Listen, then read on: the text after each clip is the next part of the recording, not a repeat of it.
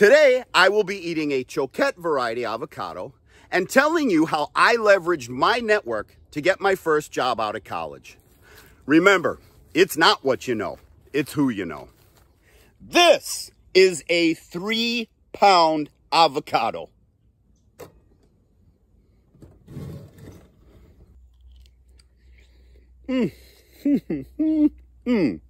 Watching someone just eat on a video is kind of useless. Like, I'm going to be like, oh, yeah. Oh, yes, the texture. Oh, the salt combines with, what am I going to tell you guys, right? But I've got other experience. My knowledge goes beyond avocados. In fact, before I was an avocado farmer, I was a corporate vice president for one of the biggest corporations in the world. And I was successful enough that I was able to retire at age 44 and become a full-time avocado farmer. And I'm here to tell you that most of the career advice you get in your life is horrible advice. Horrible advice. Let me explain why that is.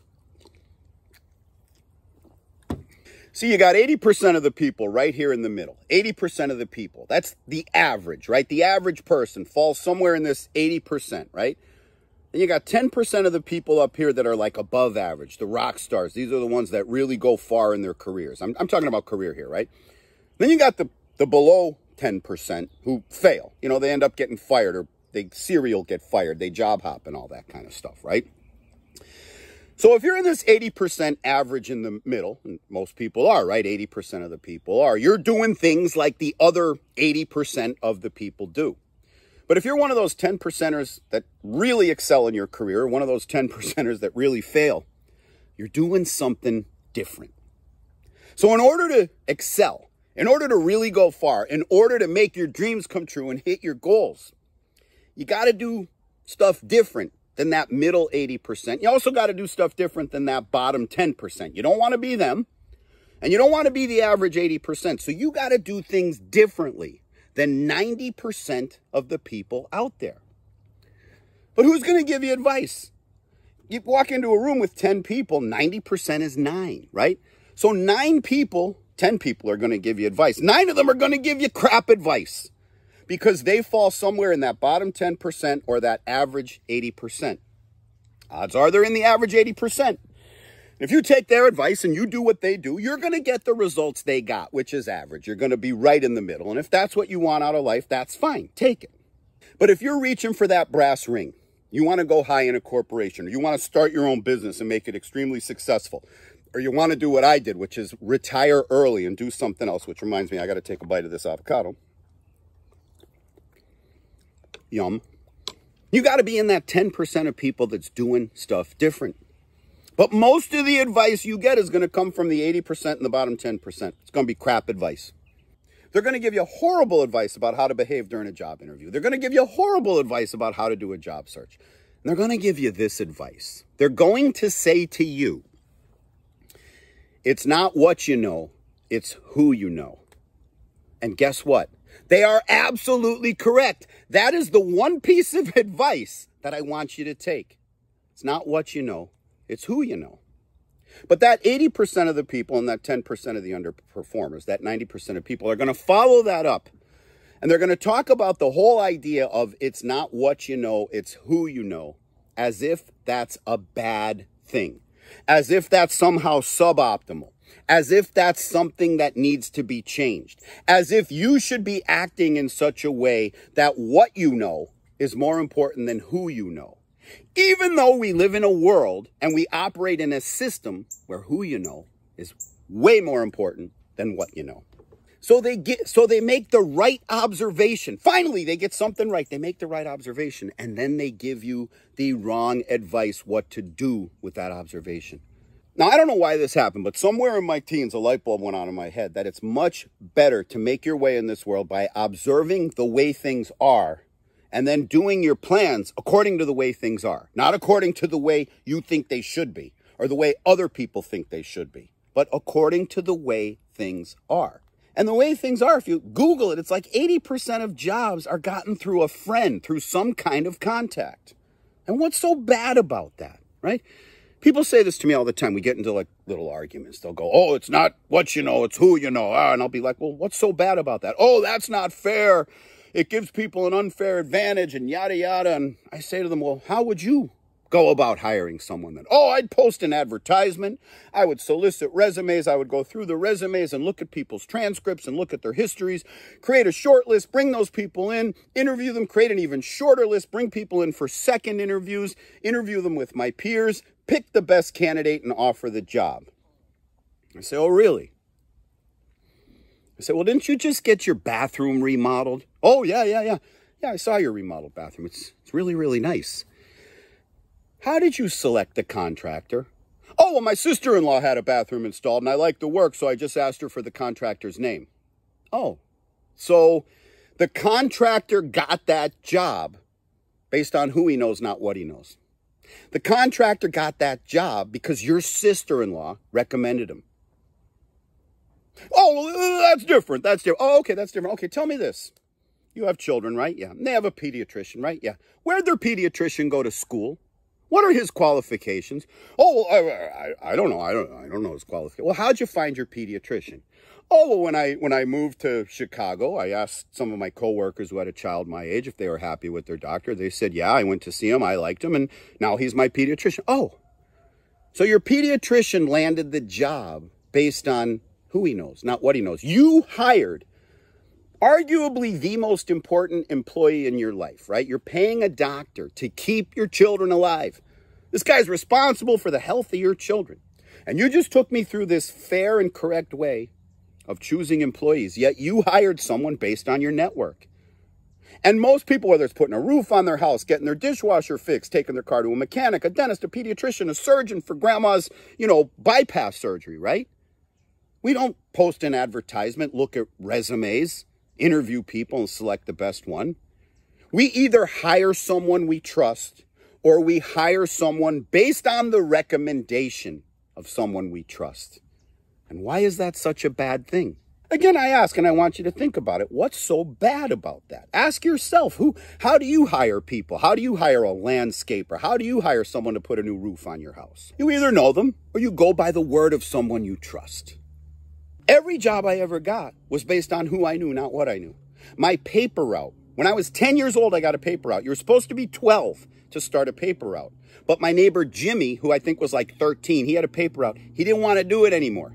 So he left the paper route in his name, but he gave it to me. So I ran the paper route. I did all the collecting. I gave him the money, and then he gave the money to the paper company. But I did the route. I got that job because I knew Jimmy. And Jimmy trusted me to do the route for him. Then when I got sick of doing a paper route and I wanted to get a better job, I wanted to get more money because a paper route, you're only working like an hour a day. I think I was making like 20 bucks a week, right? My buddy Chris got a job as a dishwasher, the After 5 Supper Club. Chris did a good job there. And on Chris's say-so, the After 5 hired me. I got a job because of who I knew, Chris. But I wasn't getting enough hours at the After 5. I wanted more hours. And my dad worked in a liquor store, and that liquor store supplied restaurants. So I said to my dad, Dad, get the word out. I'm looking for a job. I'll wash dishes. I'll do anything in a restaurant. I don't care, Dad. I'm in high school. I was like 14 years old at the time. I just want a job. He got the word out. One of my dad's customers called me up on a Saturday. I want you to start as a dishwasher, blah, blah. I was like, great, I'll take the job. He says, can you start tonight? I got that job through my dad. It was a business contact of my dad. Got that job because of who I knew, not what I knew. Fast forward about 6 years, and I'm a sophomore in college now. I'm about 2 years away from graduation, 2 years away from hitting the working world and starting to make some real money in this world, right? And I said, well, I'm not doing this for enrichment. These people are charging me $315 a credit. I better get some return on this investment. Back then, we didn't have the internet, but my college had the Office of Career Services. And I went into that office, and they had a booklet of like the last 10 years graduates, what their major was, where they got their job, and what their starting salary was. Now, it depended on the alumni self-reporting, but they had very, very good data. Almost every single person reached back, said where they got the job and what their starting salary was. The highest starting salaries were in 3 fields: accounting, computer science, and physical therapy. Well, I was already in the computer science program, so I was already in one of the highest paying majors. So I flipped to the computer science page, and I looked for the companies that were paying the highest starting salary, say for the last 5 years. And I narrowed it down to two, IBM and SMS, Shared Medical Systems, which was a company out of Philadelphia. And I decided to target Shared Medical Systems because I saw a path of how to get in there. Now, back then, the government was hiring a lot of computer science people. I mean, we're really at the beginning of the tech boom back then, right? The tech boom was just getting up to a gallop. I could have gone out to California. There was a lot of options. I chose this company, Shared Medical Systems. Why?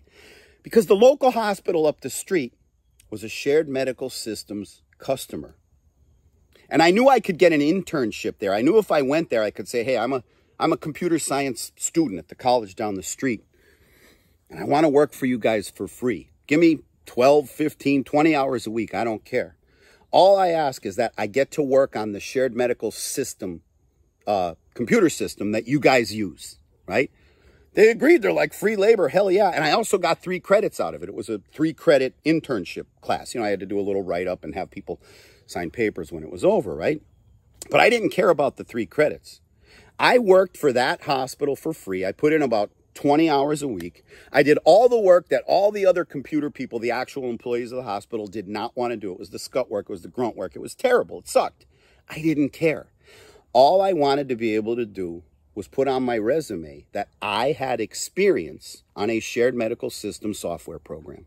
Because I needed to be that, remember I talked about that 80% in the middle? I needed to be that 10% on top. So that 80% in the middle, they got the computer science degree, they got the nice transcript, they're motivated, they're fast learners, right? That, like, the interviewers are going to hear that day in, day out, day in, day out. But when they're flipping through their resumes and they say, whoa, wait a minute, wow, this dude here worked on one of our systems. We got to talk to this guy. Then before I go down to Philadelphia to do the interview, I asked the people who I've just spent 4 months working for free, hey, can you do me a favor? Can you make a few phone calls on my behalf? I'm going down to Philadelphia to interview with this company. These are the people I'm going to interview with. Do you know them? Oh, yeah, I do know a couple of those people. They told me, you know, the people from the hospital. I says, well, can you call them and tell them that as a customer, I did work for you and that you value me and that I would be a good fit for this company? And they said, absolutely. Now, think about what I just did there. I created a win-win-win.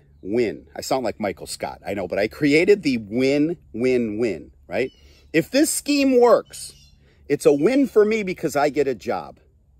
It's a win for the company Shared Medical that I was trying to get a job with because they have a chance to make a customer happy, right? One of their customers calls and asks for a favor. So in a coin toss, if it comes down to me and, you know, Joe Blow from Indiana University of Pennsylvania, who also has a degree in computer science, they're going to pick me because then they earned some credit. They did a favor for one of their customers. So there's the second win, right? It's a win for them. But it's also a win for the hospital that I worked for free because now they have an insider in their vendor. And that's how networking works. I scratch your back, you scratch mine.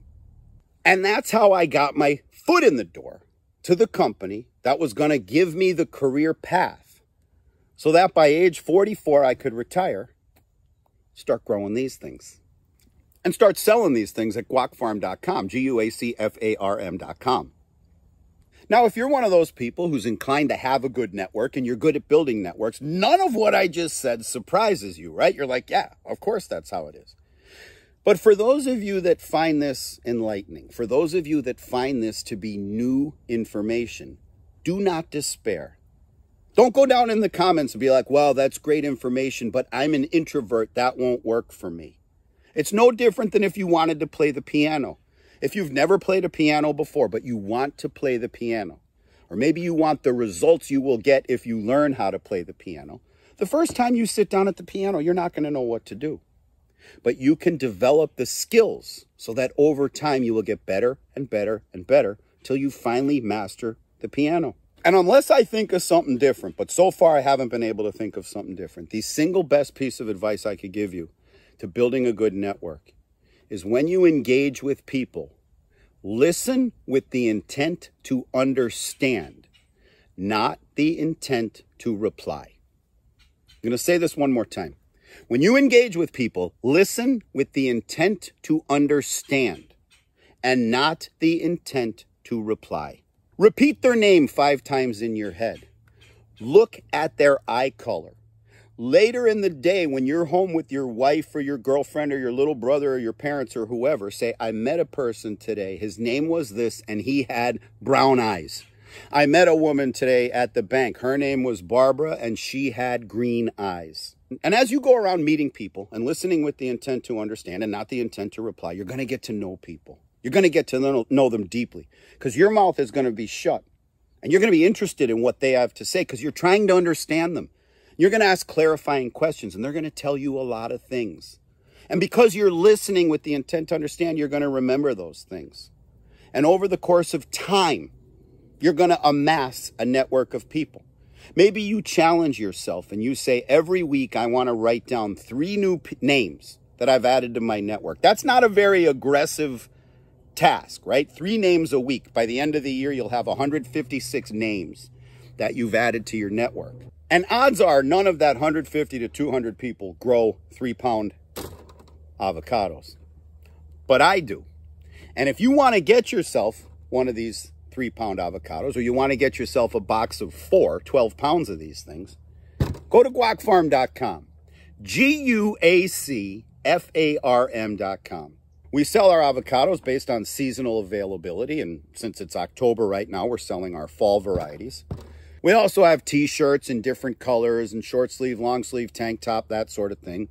And in the summertime, when different types of tropical fruits are available, like mangoes, of course, mamey, sapodilla, monstera, we sell that also. But keep in mind, this is agriculture. So what we have on that website is seasonal. Something that was there last month might not be there next month, but it will certainly be back next year. Now, I'm going to ask you to do 2 things, and I want you to do them today. The first thing I'm going to ask is I want you to go out and meet a new person. Meet a stranger. I don't care if you're an introvert. I don't care if you're anxious. I don't care if you have social whatever disorder. Meet somebody and listen to what they have to say with the intent to understand, not the intent to reply. Don't try to impress them. Try to observe them. I want you to remember their eye color. I want you to remember their name. And I want you to come back to this video and go down to the comments. Tell me the person's name. Just tell me their first name. Don't put last names on the internet or put their initials. Tell me what it is they do. You know, did you meet an airplane pilot? Did you meet a firefighter? Did you meet a lifeguard? Whatever the heck they are. I want you to tell me their eye color. And I want you, without getting too specific or violating anyone's privacy, tell me something you learned about that person. The second thing I want you to do is go out to guacfarm.com and get yourself a box of avocados or a t-shirt. Now, coincidentally, I have a little work to do on my network today. You see, I have a former business partner whose wife is a chef. And she wants to do a recipe using these Choquette avocados. So I'm going to run them a box of fruit. I got to jump in my truck and drive up north and give them a box of fruit. So while I do that, you go to guacfarm.com. And I will see you on the next video.